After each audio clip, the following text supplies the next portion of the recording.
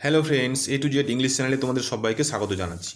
তো ইংলিশের গোড়া থেকে একদম এ টু জেড ইংলিশ শেখার জন্য এই চ্যানেলে আমাদের একটি বিশেষ বই, যেটি হচ্ছে a treasure trove for English learners. এই বই থেকে আমরা পুরো বইটাকে রিভিউ করছি এবং চ্যাপ্টার ওয়াইজ এই চ্যানেলে একটার পর একটা অনুশীলনী সলভ করা হচ্ছে এবং আমরা গোড়া থেকে একদম এ টু জেড থেকে আমরা এই চ্যানেলে গ্রামার শেখার জন্য প্রস্তুত হচ্ছি। ঠিক আছে, তো একের পর এক অধ্যায় ওয়াইজ এই বইটাতে যেরকম যেরকম রয়েছে সেরকম সেরকম সমস্ত চ্যাপ্টার ওয়াইজ আমাদের এই চ্যানেলে ভিডিও দেওয়া হচ্ছে।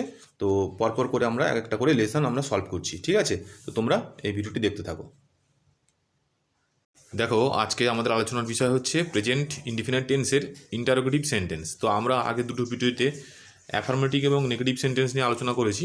তো তোমরা আগের ভিডিওটা দেখে নিও, তারপরে এই ভিডিওটা দেখো, তোমাদের সুবিধা হবে। ঠিক আছে, তো দেখো এইখানে যে দেওয়া হয়েছে প্রেজেন্ট ইনডিফিনিট টেন্সের ইন্টারোগেটিভ সেন্টেন্স অর্থাৎ প্রশ্নবোধক বাক্য। তো প্রশ্নবোধক বাক্য কীভাবে তৈরি করতে হয় আমি গত ক্লাসে তোমাদের শিখিয়েছি, কোনটা কোনটা অক্সিলারি ভার্ব এবং ডু ভার্ব কোথায় কোথায় বসে এবং কীভাবে তৈরি হয়। ঠিক আছে, তো দেখো এখানেও সেই এক্সাম্পলগুলো দেওয়া আছে।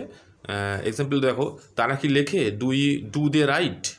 এখানে ডু কেন বসলো নিশ্চয়ই তোমরা বুঝতে পেরেছো। এখানে বি ভার্ব কিংবা হ্যাভ ভার্ব নেই বলে তার কারণে এখানে ডু ভার্ব বসছে। ঠিক আছে, তারপর দেখো, সে কি বিনা কাজে বসে থাকে। Does he sit idle. Idle মানে হচ্ছে অলসভাবে বা বিনা কাজে। হ্যাঁ, ডাজ কেন হলো, কারণ এটা সাবজেক্টটা হচ্ছে থার্ড পার্সন এবং সিঙ্গুলার নাম্বার বলে এখানে ডাজ হয়েছে। আমি গত ক্লাসেও সেই একই জিনিস আলোচনা করেছি বিস্তারিতভাবে, তো তোমরা আবার একবার দেখে নিও ভিডিওটা। ঠিক আছে, তারপর দেখো, সে কি আমাকে ভালোবাসে। Does he love me. এখানেও ডাজটা এই একই কারণে, যেটা আগে বললাম একই কারণে ডাজ বসছে এখানে। ঠিক আছে, তোমরা কি খাও। Do you eat. ইউটা এখানে থার্ড পার্সন সিঙ্গুলার নাম্বার নয়, এটা সেকেন্ড পার্সন, যার কারণে এখানে ডু বসছে। শুধুমাত্র থার্ড পার্সন এবং সিঙ্গুলার নাম্বার হলেই তবে এখানে ডু এর শেষে ইএস যোগ হয়ে যায়। ঠিক আছে, বাকিগুলোর ক্ষেত্রে কিন্তু সবটাই ডু কিংবা ডিড বসে। ডুটা প্রেজেন্টের ক্ষেত্রে বসে, প্রেজেন্ট ইনডিফিনিট টেন্সের ক্ষেত্রে বসে ডু এবং ডাচ, আর ডিডটা হচ্ছে পাস্ট টেন্সের ক্ষেত্রে বসে। এখানে তো আমাদের পাস্ট টেন্স করছি না, প্রেজেন্ট টেন্স করছি, সুতরাং এখানে সব ডু কিংবা ডাচের ব্যবহার হয়েছে। ঠিক আছে, আমরা কি ভাত খাই। Do we eat rice. তারা কি ফুটবল খেলে। Do they play football.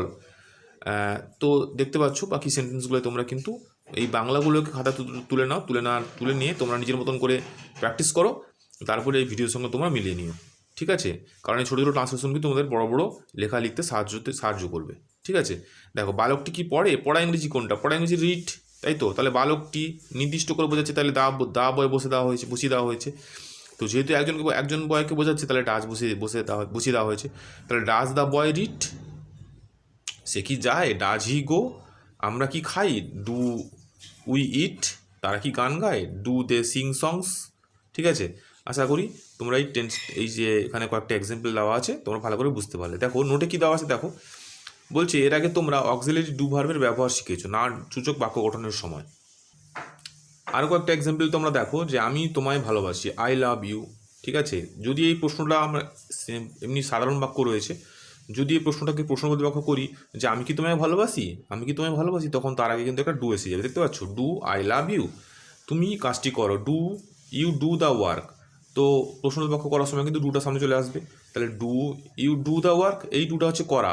ঠিক আছে, ওয়ার্ক মানে কাজ, আর এই দুটা হচ্ছে প্রশ্নবোধক বাক্য গঠন করার জন্য। ঠিক আছে, আচ্ছা, এবার দেখো এখানে ডুটি মোটা হরফে, যেটি এটা হচ্ছে এই যে মোটা হরফে, এটি অক্সিলারি ভার্ব। ইন্টারোগেটিভ সেন্টেন্স গঠন করতে গেলে প্রেজেন্ট ইনডিফিনিট টেন্সে প্রথমে অক্সিলারি ডু ভার্ব বসাতে হয়। কর্তা যদি থার্ড পার্সন সিঙ্গুলার নাম্বার হয় তাহলে ডাচ বসাতে হয়। এরপরে সাবজেক্ট বসে, তারপরে মূল ভার্ব এবং অবজেক্টও কমপ্লিমেন্ট বসে। হ্যাঁ, বাক্যের শেষে প্রশ্নবোধক বাক্য বা চিহ্ন বসে, প্রশ্নবোধক চিহ্ন বসে। ঠিক আছে, তো যেটা আমি আগে বলে গেলাম সেটা এখানে কিন্তু লিখিত আকারে নোটভাবে দেওয়া আছে। এবারে দেখো এখানে কতগুলো একটা ছকের মাধ্যমে এই পুরো ব্যাপারটাকে বুঝিয়ে দেওয়া হয়েছে। বলছে প্রেজেন্ট ইনডিফিনিট টেন্সের প্রশ্নসূচক বাক্য গঠন পদ্ধতিটা কি না, ডু বা ডাচ। এক নাম্বার হচ্ছে ডু বা ডাচ বসবে, অক্সিলারি ভার্ব, দেখো এখানে বসছে। তারপরে সাবজেক্ট বা কর্তা বসবে, দেখো সাবজেক্ট বা কর্তা বসছে। তারপর মেন ভার্ব মানে মূল ক্রিয়াপদ যেটা, সেটা বসছে, এই যে মেন ভার্ব। তারপরে দেখো অবজেক্ট অ্যান্ড কমপ্লিমেন্ট এটসেট্রা। তো এখানে দিয়েছে অই রাইস, এটা হচ্ছে অবজেক্ট বলতে পারি, আবার এর সাথে সাথে অতিরিক্ত যদি কিছু জোড়া থাকে সেটাকে আমরা কমপ্লিমেন্ট বলবো। ঠিক আছে, তাহলে এক্ষেত্রে কী হলো, ডু উই ইট রাইস, আমরা কি ভাত খাই। ডু দে সিং সংস, তারা কি গান গায়। ডাজ হি লাভ মি, সে কি আমাকে ভালোবাসে। ডাজ দ্য বয় রিড, ছেলেটি কি পড়ছে। আশা করি তোমরা বুঝতে পারলে। দেখো তারপরে দেখো এই ক্ষেত্রে লক্ষণীয় যে অক্সিলারি ভার্ব ব্যবহার হওয়ার পরে মূল ভার্বটি কিন্তু অপরিবর্তিত থাকছে, অর্থাৎ এখানে যদি আমরা যখন ডু বা ডাজ লাগাচ্ছি তখন কিন্তু মেন ভার্ব কিন্তু কোনো পরিবর্তন হচ্ছে না, একই রকমভাবেই থাকছে। ঠিক আছে, উদাহরণস্বরূপ দেখো ছকের তৃতীয় বাক্যটিতে ডাজ ব্যবহার হওয়ার পরে লাভের মূল ভার্বটি অপরিবর্তিত রয়েছে। এই যে দেখতে পাচ্ছ ডাজ এখানে ব্যবহার করা হয়েছে, এখানে কিন্তু লাভ কিন্তু অলরেডি আছে। যদি ডাজ উঠে যেতাম তাহলে কিন্তু এখানে লাভস হয়ে যেত। ঠিক আছে, তখন সেক্ষেত্রে কিন্তু এই সেন্টেন্সটাই আমাদের সিম্পল একটা সেন্টেন্স হয়ে যেত, প্রশ্নচিহ্ন থাকতো না। তো যেহেতু এখানে প্রশ্নচিহ্ন করা হয়েছে, ডু আনতে হয়েছে সরি, সেক্ষেত্রে লাভের জায়গায় ইএসটা এখানে এসে গিয়ে এই লাভটা কিন্তু মূল ভার্ব হিসেবে বসে গেছে। ঠিক আছে, তাই কিন্তু এখানে বলা হয়েছে, অর্থাৎ লাভ থেকে লাভস, লাভিং, লাভ প্রভৃতি কোনো কিছুই পরিবর্তন হয়নি। আশা করি প্রশ্নবোধক বাক্য নিয়ে ডু ভার্বের ক্ষেত্রে তোমাদের সমস্ত কনফিউশন দূর হয়ে গেল। এবার দেখো নেক্সট কী বলা হচ্ছে, নেক্সট হচ্ছে ইন্টারোগেটিভ নেগেটিভ সেন্টেন্স, অর্থাৎ একটা বাক্য যার মধ্যে কিন্তু প্রশ্নসূচক বাক্যও থাকবে এবং সেটা আবার কিন্তু নাও বোঝাবে, হ্যাঁ না সূচকও হবে। তাহলে বলা হচ্ছে এখানে প্রশ্নাত্মক না সূচক বাক্য। ঠিক আছে, তাহলে এবারে নট আমরা কোথায় বসাবো? তাহলে নট কিন্তু এখানে না অর্থে এখানে নট ব্যবহার করা হয়েছে। তো নটটাকে কিন্তু কোথায় বসাতে হবে? প্রোনাউন কিংবা নাউনের আগে পরে কোথায় কি, কয়েকটা এক্সাম্পল দেখলে আমরা বুঝতে পারবো। ঠিক আছে, দেখো তোমরা এক্সাম্পলগুলো দেখো। তাহলে আমি কি সেখানে যাই না, প্রথমে আমি কি সেখানে যাই যদি আমরা লিখি তাহলে ডু আই গো দেয়ার, তাই তো, এটা তো হতো।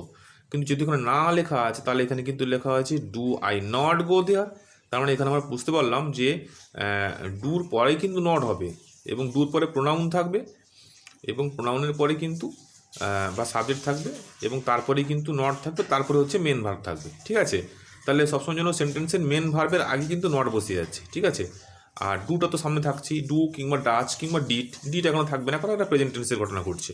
তাহলে যেহেতু প্রেজেন্ট টেন্সের ঘটনা ঘটছে তাহলে এখানে ডু কিংবা ডাচ থাকবে, তারপরে সাবজেক্ট, তারপরে বসবে নট। ঠিক আছে, তারপরে বসবে মেন ভার্ব। এইভাবে কিন্তু কাঠামোটা এই ইন্টারোগেটিভ নেগেটিভ সেন্টেন্সের গঠন কাঠামো। ঠিক আছে, দেখো তোমরা কি সময় নষ্ট করো না? সময় নষ্ট করা ইংরেজি কোনটা? Waste time. ওয়েস্ট মানে নষ্ট করা, টাইম মানে সময়। ঠিক আছে, তাহলে দেখো do you not waste time, আমি কি প্রতিদিন বিকালে বেড়াতে যাই না? তাহলে do I not go for a walk মানে হচ্ছে বেড়াতে যাওয়া। এভরি আফটারনুন মানে প্রত্যেকদিন বিকালবেলা, আফটারনুন মানে বিকালবেলা। তাহলে do I not go for a walk every afternoon. Shantanu কি তার ভাইকে ভালোবাসে না? তাহলে does not Shantanu love his brother. Dutch কেন করা হয়েছে? একইভাবে আগেও বলেছিলাম, এই যে সাবজেক্ট রয়েছে এখানে, সাবজেক্টটা যদি থার্ড পারসন সিঙ্গুলার নাম্বার তাহলে এখানে ডাচ হয়েছে। তো তোমরা ভালো করে খেয়াল করে দেখো, এই যে বাক্যটা, এই বাক্যটা এবং এই বাক্যটার মধ্যে একটু পার্থক্য দেখতে পাচ্ছি। আমরা কি দেখতে পাচ্ছি না, এখানে দেখো শান্তনু হচ্ছে এটা কিন্তু একটা নাউন। ঠিক আছে, তাহলে নাউন যেহেতু এখানে, তাহলে নাউনের আগে কিন্তু নট বসে। ঠিক আছে, আর এগুলোর ক্ষেত্রে দেখলাম ইউ আই সবগুলোর ক্ষেত্রে পরে কিন্তু প্রোনাউন নট বসছে। তাহলে আই এবং ইউ এগুলো হচ্ছে প্রোনাউন। আর তাহলে আমরা শিখলাম কি, যে নটটা কিন্তু প্রোনাউনের পরে বসছে, আর নাউন থাকলে নাউনের আগেই বসছে। ঠিক আছে, তাহলে নাউন থাকলে নাউনের আগে বসছে নট, আর প্রোনাউন থাকলে প্রোনাউনের পরে বসছে নট। ঠিক আছে, আশা করি বুঝতে পারলে, এটা আর ভুল হওয়া উচিত নয়। তারপর দেখো তারা কি টাকা ধার দেয় না? Do they not lend money, lend মানে ধার দেওয়া। ঠিক আছে, তাহলে দেটা হচ্ছে প্রোনাউন, তারপরে নট বসছে। তারপরে দেখো তোমরা কি ক্রিকেট খেলো না? Do you not play cricket. বালকটি কি ঘুমায় না? দেখো এই বালকটা হচ্ছে নাউন। ঠিক আছে, তো যেহেতু নাউন এটা, তাহলে তার আগে নট বসছে। তাহলে does not the boy sleep. Monika কি গান গায় না? তাহলে মনিকা হচ্ছে নাউন, তাহলে মনিকার আগে কিন্তু নট বসছে। ঠিক আছে, দেখো তাহলে ডাজ নট মনিকা সিং। তারপরে দেখো শ্যামলী কি নাচে না? তাহলে ডাজ নট শ্যামলী ড্যান্স। তোমরা কি খেলো না? Do you not play. ইউটা হচ্ছে প্রোনাউনের পরে, তাহলে প্রোনাউনের পরে নট, নাউনের আগে নট। ক্লিয়ার? একবার তোমাদের বুঝতে পারলে তোমরা।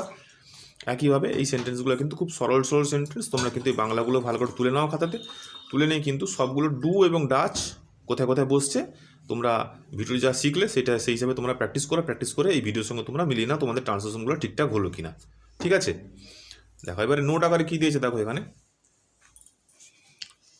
যে বিমল কি কলকাতা যায় না? তাহলে does not Bimal go to Kolkata. তাহলে বিমল হচ্ছে থার্ড পারসন এবং সিঙ্গুলার নাম্বার, তাহলে ডাজ বসছে, এবং যেহেতু নাউন একটা, তাহলে তার আগে নট বসছে। ঠিক আছে, আশা করি বুঝতে পারলে। এবার নোটে দেখো দেওয়া হয়েছে ইন্টারোগেটিভ নেগেটিভ সেন্টেন্স গঠন করতে হলে প্রথমে সাবজেক্ট অনুযায়ী ডু বা ডাচ বসে, তারপর যথাক্রমে সাবজেক্ট, তারপরে নট ও মূল ভার্ব বসে, এরপরে যদি কোনো অবজেক্ট কিংবা কমপ্লিমেন্ট থাকে তা বসে। ঠিক আছে, এই গঠনটাই এখানে বলে দেওয়া হলো। প্রেজেন্ট ইনডিফিনিট টেন্সে প্রশ্নাত্মক না সূচক বাক্য গঠনটি দেখো, তাহলে ডু বা ডাচ প্রথমে বসবে, তারপরে সাবজেক্ট নাউন হলে নট সাবজেক্টের আগে বসে, যেটা আগেই বললাম, কিন্তু সাবজেক্টিভ প্রোনাউন হলে নট তারপরে বসে, কিন্তু ডু নটের সংক্ষিপ্ত রূপ ডোন্ট ব্যবহার হলে এই নিয়ম খাটে না। তাহলে এক্ষেত্রে যদি আমরা এই যে বলা হলো যে নাউনের আগে বসে নট, প্রোনাউনের পরে বসে নট, যদি আমরা সংক্ষিপ্ত রূপ ডোন্ট ব্যবহার করতাম তাহলে কিন্তু এই নিয়ম খাটে না, অর্থাৎ সেখানে ডোন্টটা কিন্তু আগেই বসে যেত। ঠিক আছে, আচ্ছা মেন ভার্ব তারপরে বসবে, তারপরে হচ্ছে অবজেক্ট এবং অন্যান্য পরিপূরক শব্দ বসছে। এইটা কিন্তু একইভাবে এখানে ছকের সাথে দেখিয়ে দেওয়া হয়েছে। দেখো, do you not live in this village, তুমি কি এই ভিলেজে থাকো না? হ্যাঁ, does not Jyoti write essay, essay মানে হচ্ছে প্রবন্ধ, হ্যাঁ, রাইট মানে লেখা, তাহলে জ্যোতি কি প্রবন্ধ লেখে না? ঠিক আছে, does he not play cards, সে কি তাস খেলে না? কার্ড মানে তাস, হ্যাঁ, তাহলে জ্যোতির আগে বসছে নট, হির পরে বসছে নট, জ্যোতিটা হচ্ছে নাউন, হিটা হচ্ছে প্রোনাউন। আশা করি তোমরা পুরোপুরি আজকের ভিডিও থেকে যথেষ্ট উপকৃত হলে। তোমাদের কিন্তু প্রেজেন্ট ইনডিফিনিট টেন্সের 4টে যে ভাগ রয়েছে, অর্থাৎ অ্যাফার্মেটিভ, ইন্টারোগেটিভ আর নেগেটিভ, ইন্টারোগেটিভ নেগেটিভ সেন্টেন্স, এই 4টে কিন্তু এই বই থেকে দেওয়া হয়েছিল। তো তোমাদের পুরোটা কমপ্লিট করে দেওয়া হলো এই ভিডিওতে।